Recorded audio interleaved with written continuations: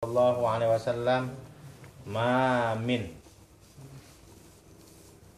min abdin, tidaklah daripada seorang hamba yusalli fi baitin muslimin, salat ini hamba fi baitin muslimin, di dalam rumah yang gelap, biruku'in tamin, dengan ruku' yang sempurna, wa sujudin tamin, dan sujud yang sempurna, illa wajabat, kecuali wajib, ai sabatat, tugasnya tetap, lahu bagi orang tersebut, apa al jannatu, sorga, bifadlihi ta'ala, dengan karunia Allah subhanahu wa ta'ala, bila hisabin, dengan tidak ada hisab, ai munaqasatin, tegasnya perdebatan, fihi, di dalam ini urusan hisab.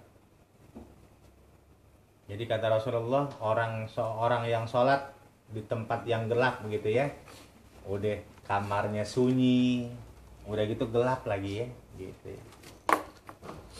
Kalau nggak remeng-remeng dah, kalau takut remeng-remeng dah ya, ya. Jadi gelapnya nggak terlalu gelap, ya.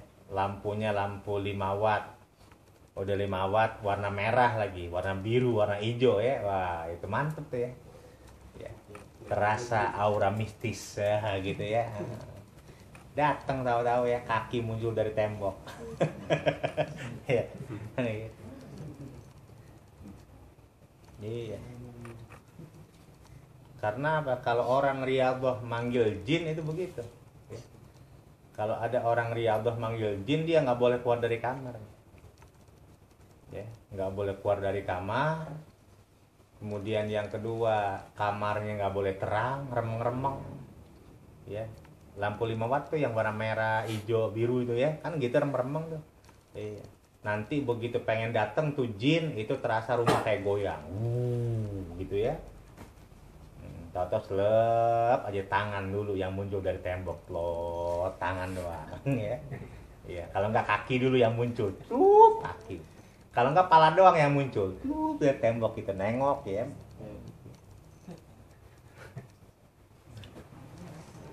Begitu ya, terasa.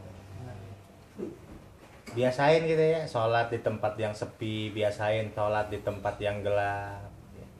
Biruku intamin, ruku yang sempurna.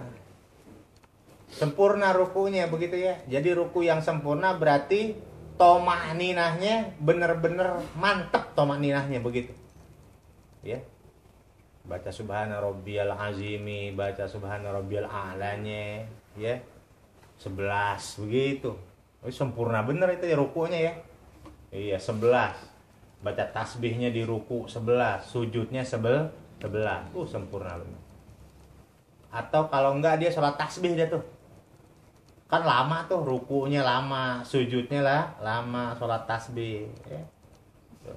Mudah-mudahan kita ditetapkan menjadi ahli sorga ya, dimasukkan dengan tanpa ada hisab dari Allah Subhanahu wa taala.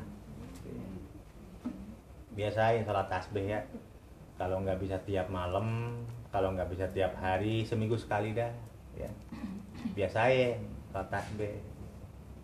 Paling bagus habis sholat Jumat langsung. Ya, kalau nggak malam Jumat.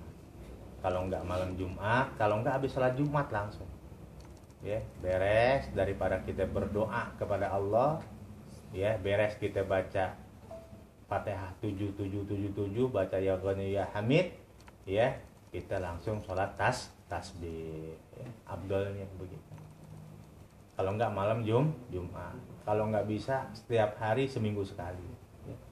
Insya Allah istiqomahin, ya. Kalau enggak tiap malam tiap hari, kalau malam 22 sholat tasbihnya, ya.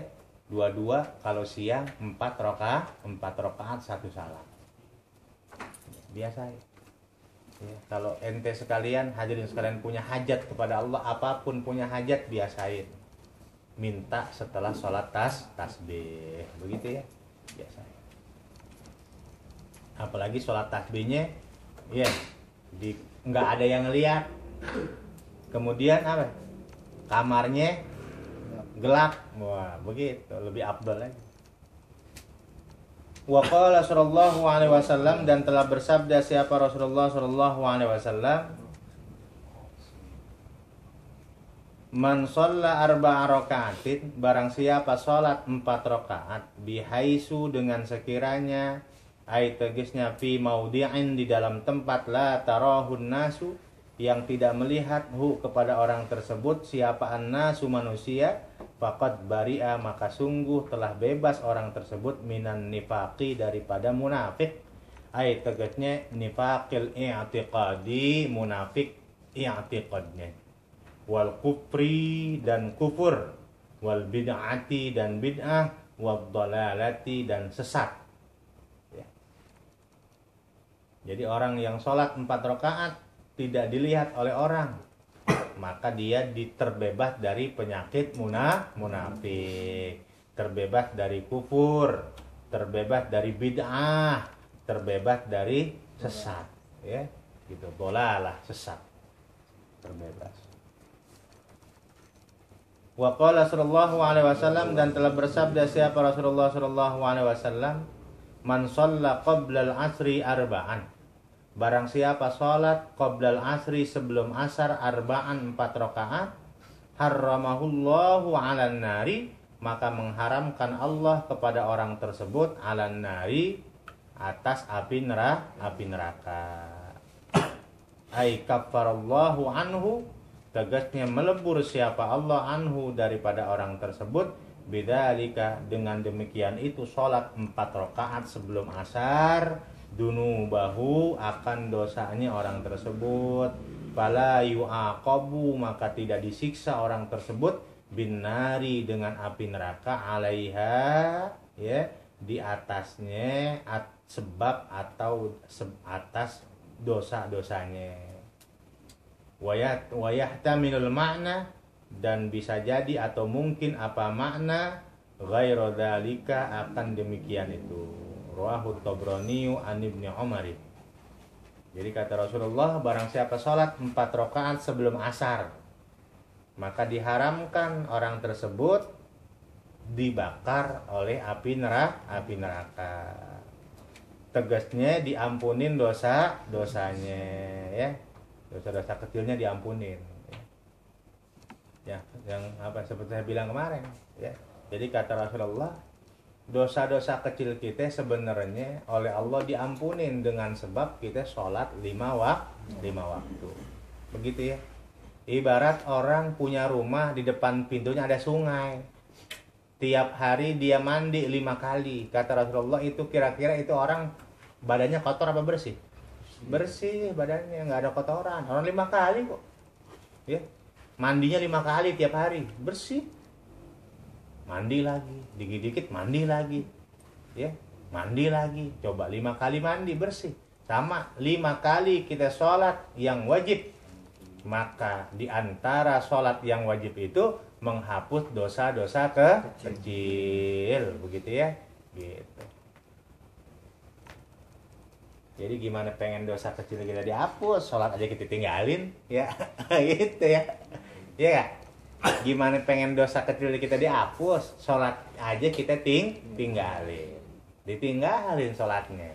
Dosa kecilnya kagak terhapus, malah semakin numpuk dosanya, ya begitu. Dosanya orang sholatnya apa? Ditinggalin, ya gitu.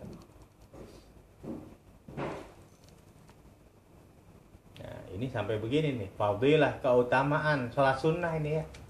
Fadilah keutamaan sholat sunnah, sholat qobliyah, sholat ba'diyah itu kayak begini nih fadilahnya, keutamaannya menurut daripada hadis-hadis Rasulullah. Apalagi sholat pardunya, begitu ya. Yang sunnahnya kayak begini, apalagi yang pardunya.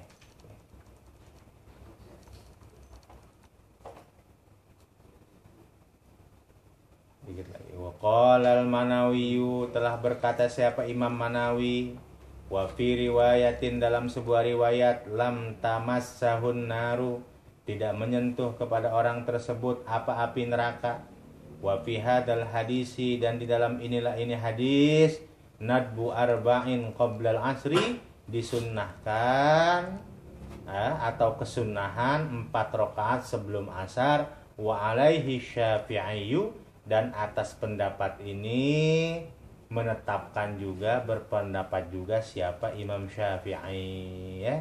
Imam Syafi'i juga mengerjakan atau mempunyai pendapat sholat qobliyah asar dikerjakan 4 rakaat begitu ya. Begitu disunahin. Sebelum asar kita sholat 4 rakaat. Karena begitu besar faedahnya.